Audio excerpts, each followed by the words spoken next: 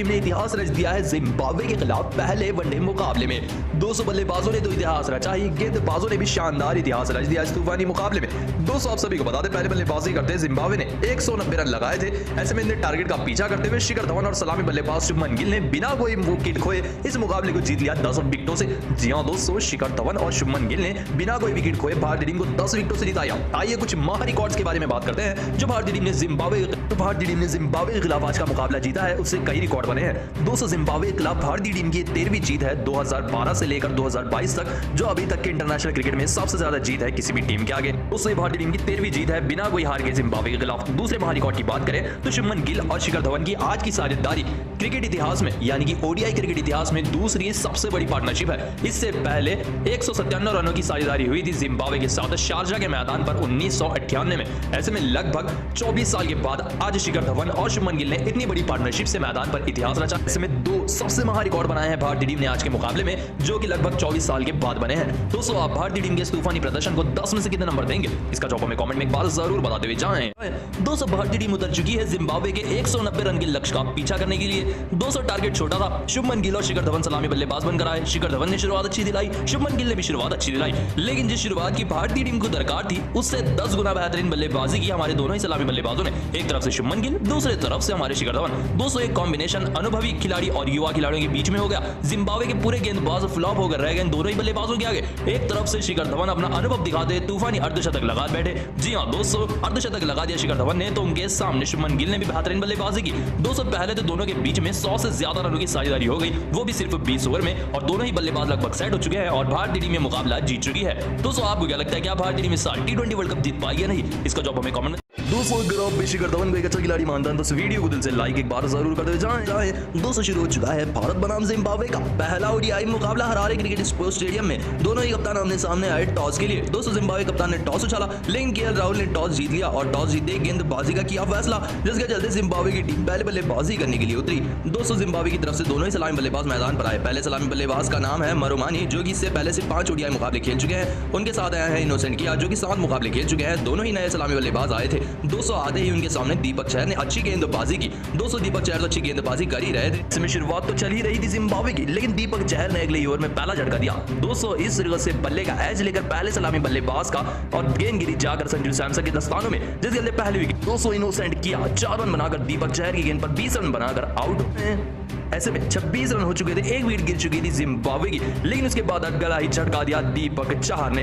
दोस्तों, इस तरीके से एज लेकर बल्ले की एक और बार संजू सैमसन के दस्ताने में जाकर गिरी गेंद, और इस बार बल्लेबाज से मरुमानी, जो कि सलामी बल्लेबाज से 8 रन बनाकर ये भी आउट होकर रह गए। दोनों ही बल्लेबाज पवेलियन लौट गए थे। तभी विलियम के इस बल्ले का एज ले बैठी सिराज की गेंद और स्लिप में शिखर धवन ने शानदार कैच लपक ली, जिसके चलते सीन विलियम्स भी मात्र 1 रन बनाकर 3 गेंदों का सामना करते आउट होकर रह गए। दोस्तों, उनके बाद इस तरीके से यॉर्कर गेंद को पढ़ नहीं पाए और दीपक चहर की गेंद पैड्स के बीचों बीच लग गई, जिसके चलते मधवेर भी 5 रन बनाकर 12 गेंदों का सामना करते आउट हुए। दोस्तों, उनके बाद प्रसिद्ध कृष्णा की इस गेंद ने सिकंदर रजा के बल्ले का एज लिया और स्लिप में गड़े शिखर धवन ने शानदार कैच लपक ली इस तरीके से, जिसके चलते खतरनाक बल्लेबाज सिकंदर रजा 12 रन बनाकर 17 गेंदों का सामना करते आउट हुए। उनके बाद विकेटों की लड़ी लग गई, बल 11 रन बनाकर 18 गेंदों का सामना करते आउट हुए। उनके बाद अक्षर पटेल की इस गेंद पर चिकम्बावा, जो कि कप्तान थे, वो भी आउट होकर रह गए। दोस्तों, आप सभी को बता दें, उनके बाद एक और बड़ी विकेट गिरी, जिसके चलते जिम्बाब्वे की टीम पूरी तरह से अंत में ऑल आउट हो गई, लेकिन अंत तक नगरवावा ने प्रसिद्ध कृष्णा की गेंद पर 34 रनों की पारी खेली, जिसके चलते जिम्बाब्वे 190 रन पर ऑल आउट हो गई। जी हां दोस्तों, अक्षर पटेल ने 3 विकेट लिए, दीपक चहर ने 3 विकेट लिए और उनके साथ प्रसिद्ध कृष्णा ने 3 विकेट लिए और उनके साथ 1 विकेट सिराज ने लिए, जिसके चलते ऑल आउट हो गई जिम्बाब्वे की टीम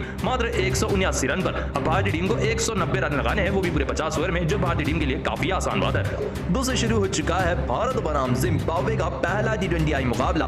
दोस्तों, आप सभी को बता दें, पहला T20 मुकाबला इस मैदान पर खेला जाने वाला है, जिसका नाम है हरारे क्रिकेट स्पोर्ट्स स्टेडियम। दोस्तों, वक्त की अगर हम बात करें तो दोपहर 12:45 से पहला ओडीआई मुकाबला शुरू होगा 18 अगस्त को, जो कि जिम्बाब्वे बनाम भारत की 3 ओडीआई मुकाबलों की सीरीज का पहला मुकाबला होगा। दोस्तों, शिखर धवन वाइस कप्तान बनाए गए हैं और इसी के साथ हमारे केएल राहुल को कप्तान चुना गया है और राहुल द्रविड़ को कोच चुना गया है। युवा खिलाड़ियों से भरपूर भर चुकी है टीम। तो आइए आपको बता दें भारतीय टीम की प्लेइंग 11 जो होने वाली है जिम्बाब्वे के खिलाफ पहले ओडीआई मुकाबले में। लेकिन उससे पहले आपको बता दें केएल राहुल लगभग 10 से 11 महीने के बाद फुल टाइम ओडीआई की कैप्टनसी करने वाले हैं। हैं। इससे पहले संजू सैमसन भी टी20 टीम में नजर आए थे, लेकिन ओडीआई टीम में नजर नहीं आए थे, जिसके चलते अब पूरे युवा खिलाड़ियों से भर गई ये टीम। आइए प्लेइंग 11 देख लेते हैं। भारतीय टीम की प्लेइंग 11 में होंगे सलामी बल्लेबाज केएल राहुल और उनके साथ होंगे शिखर धवन। तो पहले ही अनाउंस हो गया था कि शुभमन गिल तीसरे नंबर पर आएंगे, उसके बाद आएंगे ईशान किशन, उसके बाद बल्लेबाजी करने आएंगे संजू सैमसन, उनके बाद दीपक हुडा, उनके बाद ऑलराउंडर अक्षर पटेल, उनके बाद गेंदबाजी में होंगे शार्दुल ठाकुर, दीपक चहर, कुलदीप यादव व आवेश खान। दोस्तों ये 11 खिलाड़ियों को लेकर भारतीय टीम उतर सकती है पहले ओडीआई मुकाबले में जिम्बाब्वे के खिलाफ। दोस्तों भारतीय टीम की ये टीम भी काफी ज्यादा मजबूत है। जाहिर सी बात है भारतीय टीम आराम से पहला ओडीआई मुकाबला जीत जाएगी हरारे स्पोर्ट्स स्टेडियम में, क्योंकि बल्लेबाजी के लिए ये पिच काफी ज्यादा बेहतरीन है और शुभमन गिल की फॉर्म काफी ज्यादा बेहतरीन है। तो उम्मीद लगाई जा रही है कि शिखर धवन और उनके साथ शुभमन गिल शतक लगाए और भारतीय टीम को 300 से ज्यादा का स्कोर बोर्ड पर स्कोर लगाकर दे दे पहले इनिंग में, जिसके चलते भारतीय टीम आराम से मुकाबला जीत जाएगी। दोस्तों आपको भारतीय टीम की प्लेइंग 11 कैसी लगी हमें कमेंट में एक बार जरूर बताते हुए जाएं।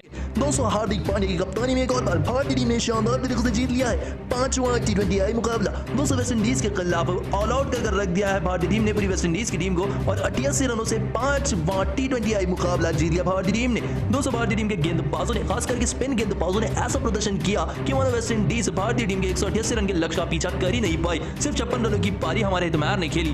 दोस्तों इस मुकाबले के असली विलन रहे वेस्ट इंडीज के लिए अक्षर पटेल, जिन्होंने इस मुकाबले में 3 बड़े विकेट निकाले, 3 ओवर डालकर वही 15 रन देकर इन्हें मैन ऑफ द मैच का अवार्ड दिया गया। उनके साथ हमारे रवि बिश्नोई ने 4 बड़े विकेट निकाले। जी हां दोस्तों सिर्फ 2 ओवर 4 गेंदें डालकर 16 रन दिए, 4 विकेट निकाले रवि बिश्नोई ने। उनके साथ हमारी कुलदीप यादव ने 3 बड़े विकेट निकाले, 4 ओवर डालकर सिर्फ 12 रन देकर। दोस्तों भारतीय टीम के 3 ही गेंदबाजों ने पूरी वेस्ट इंडीज को बर्बाद कर रख दिया। ये देखिए बॉलिंग फिगर। दोस्तों 3 विकेट अक्षर, 3 wicket Kuldeep, 4 wicket Bishnoi. West Indies पूरी ऑल आउट और भारतीय टीम ने जीत लिया 5वां टी20 मुकाबला। दोस्तों मुकाबला पूरी तरह से भारतीय टीम के गेंदबाजों के नाम रहा, जो शुरुआत से इस चेस में आगे नहीं निकल पाई वेस्ट इंडीज की टीम भारतीय टीम के खिलाफ, और पूरी भारतीय टीम के सामने वेस्ट इंडीज ने घुटने टेक दिए। दोस्तों आपको क्या लगता है कौन से खिलाड़ी को मैन ऑफ द सीरीज देना चाहिए? इसका जवाब हमें कमेंट में एक बार जरूर बताते हुए जाएं। वेस्ट इंडीज का 5 ओवर सीरीज का अंतिम टी20 मुकाबला धमाकेदार तरीके से शुरू हुआ, जब पहले बल्लेबाजी करनी होती थी भारतीय टीम। पहले बल्लेबाजी करते हुए भारतीय टीम की तरफ से श्रेयस अय्यर ने सर्वाधिक पारी खेली थी 64 रनों की 40 गेंदों में, जिसके चलते भारतीय टीम ने अपने निर्धारित 20 ओवर में 188 रन लगा दिए थे 7 विकेट के नुकसान पर। ऐसे बिंदु टारगेट का पीछा करने उतरी वेस्ट इंडीज की टीम। दोस्तों वेस्ट इंडीज की शुरुआत इस बार अजीबोगरीब रही, जहां ऑलराउंडर नंबर 7 पर आने वाले बल्लेबाज जेसन होल्डर अचानक सलामी बल्लेबाज बनकर आए, तो हार्दिक पांड्या ने भी उनके साथ काफी घमासान चाल चली। दोस्तों नंबर 7 के बल्लेबाज को ओपनर देखकर अचानक गेंदबाजी थमाई अक्षर पटेल को हार्दिक पांड्या ने, और यही हो गया पूरा करिश्मा। दोस्तों आप सभी को बता दें जैसे ही पहली गेंद फेंकी अक्षर पटेल ने, तो जेसन होल्डर से स्वीप शॉट खेलने के चक्कर में हो गए क्लीन बोल्ड। जी हां दोस्तों एक और बार आपको रिप्ले बताते हैं, इस तरह से बोल्ड होकर रह गए जेसन होल्डर। पहली ही गेंद पर अक्षर पटेल अपने पहले ही ओवर में अक्षर पटेल ने निकाल दी विकेट पहले सलामी बल्लेबाज जेसन होल्डर की। दोस्तों मात्र 0 रन बनाकर 3 गेंदों का सामना करते हुए जेसन होल्डर आउट हुए। दोस्तों अक्षर पटेल का कहर बरकरार रहा होल्डर को आउट करने के बाद भी। अगले ही ओवर में इस तरह से शिमरू ब्रूक्स अक्षर पटेल की गेंद पर आगे आ बैठे और पीछे खड़े हमारे डीके ने तूफानी तरह से स्टंपिंग कर शिमरू ब्रूक्स को पवेलियन का रास्ता दिखाया। दोस्तों 13 रन बनाकर 13 गेंदों का सामना करते हुए शिमरू ब्रूक्स आउट हुए।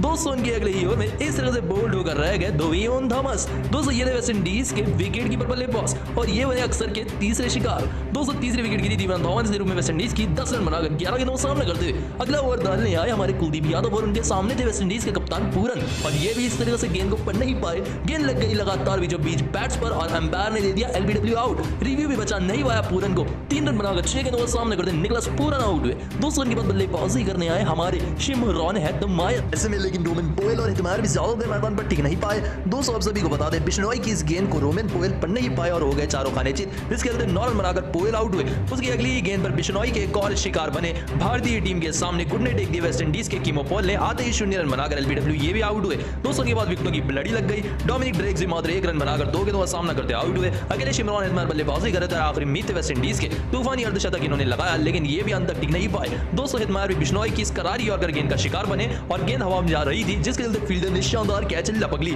और यही अंत हो गया वेस्ट इंडीज की आखिरी उम्मीद का। 56 रन बनाकर 35 गेंदों का सामना करते शिमरॉन हेटमायर आउट हुए। दोस्तों आप सभी को बता दें उनके बाद आखिरी विकेट इस तरह से गिरी ओबेद मैकॉय के रूप में, जिसके चलते 100 रन पर ही वेस्ट इंडीज ऑल आउट हो गई और 88 रनों से भारतीय टीम ने 5वां टी20 मुकाबला जीत लिया। जी हां दोस्तों 88 रनों से भारतीय टीम ने जीत लिया है 5वां टी20 मुकाबला और इस सीरीज को भी 4 और 1 से जीत लिया है। दोस्तों आप भारतीय टीम की जीत को 10 में से कितने नंबर देंगे? इसका जवाब हमें कमेंट में एक बार जरूर बताते हुए जाएं। दोस्तों शुरू हो चुका है भारत बनाम वेस्ट इंडीज का 5वां टी20 मुकाबला। दोस्तों इस बार हार्दिक पांड्या को कप्तान बनाया गया है और रोहित शर्मा को आराम दिया गया है। दोस्तों कप्तान बनते ही हार्दिक पांड्या ने टॉस जीता और टॉस जीतते ही बल्लेबाजी को चुना। दोस्तों ऐसे में ईशान किशन और श्रेयस अय्यर 2 नए सलामी बल्लेबाज बनकर आए, क्योंकि रोहित और सूर्य कुमार यादव को बैठने का मौका मिला है। दोस्तों दोनों की नई सलामी जोड़ी थी। दोस्तों दोनों ने अच्छी बल्लेबाजी की, लेकिन पहला साथ छूट गया ईशान किशन का।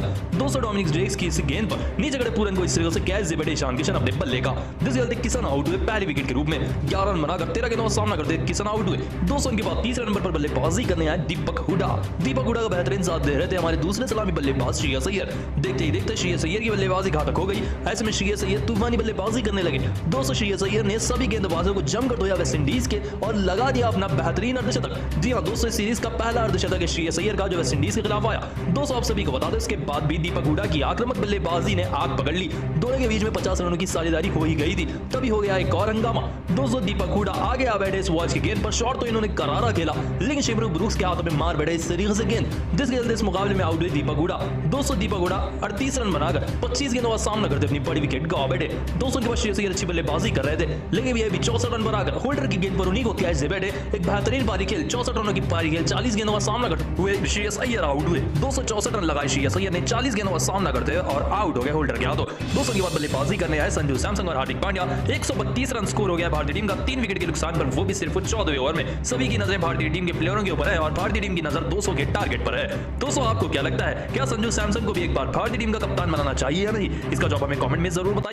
दोस्तों शुरू होने वाला है भारत बनाम वेस्ट इंडीज का 5वां और इस T20I सीरीज का अंतिम T20I मुकाबला। दोस्तों लगातार T20I मुकाबलों की लड़ी लगा दी है हमारी भारतीय टीम ने।